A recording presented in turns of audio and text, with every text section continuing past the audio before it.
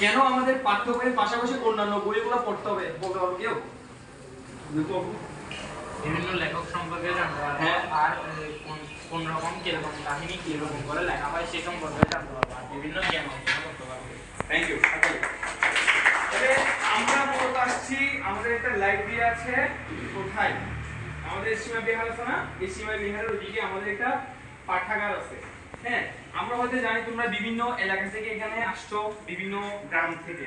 তো এখন তো সবাই তো আর মানে পারে না যে ওই পাঠাগারে গিয়ে বই পড়তে পারবে, এটা তো সবাই পারে না, তাই না?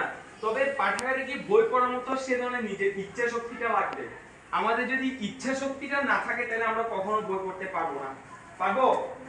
অনেকে বলে যে আমার তো বই, আমি নিজের পাঠ্য বইয়ের যে অনুশীলনী, যে স্কুলের বই, যে ভুল বইগুলো পড়তে পারি না, কেন আমাকে অন্যগুলো বই পড়তে হবে, তাই না? আমাদেরকে এই বইগুলো পড়তে হবে, কারণ এই বইগুলো পড়লে আমরা অনেক কিছু জানতে পারবো। আমাদের এটা হচ্ছে শিক্ষার বয়স। এই স্কুলে মানে স্কুল না সরি, এই বয়সে থাকতে আমরাও অনেক কিছু এরকম বই পড়তে পারতাম না, এই ধরনের সুযোগ ছিল না।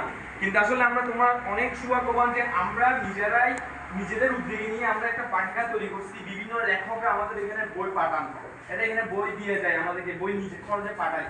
হ্যাঁ, তাহলে আমাদের মূল লক্ষ্য হচ্ছে, দেখো 2 ঘন্টা যে ভ্রাম্যমাণ পাঠাগার আমরা এখন করতেছি, হ্যাঁ, এখানে হচ্ছে আমাদের মূল এটা হচ্ছে যুব নেতৃত্ব, দক্ষতা উন্নয়ন, প্রশিক্ষণ, বিজ্ঞান, সাহিত্য চর্চা, মানসিক স্বাস্থ্য সুরক্ষা, পরিবেশ রক্ষা, জলবায়ু পরিবর্তন নিয়ে আমরা মূলত কাজ করবো।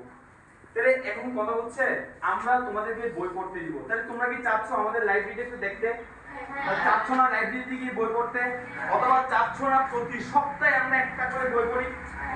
চাই? কে কে চাই দিকে হাত তুলে দেবে।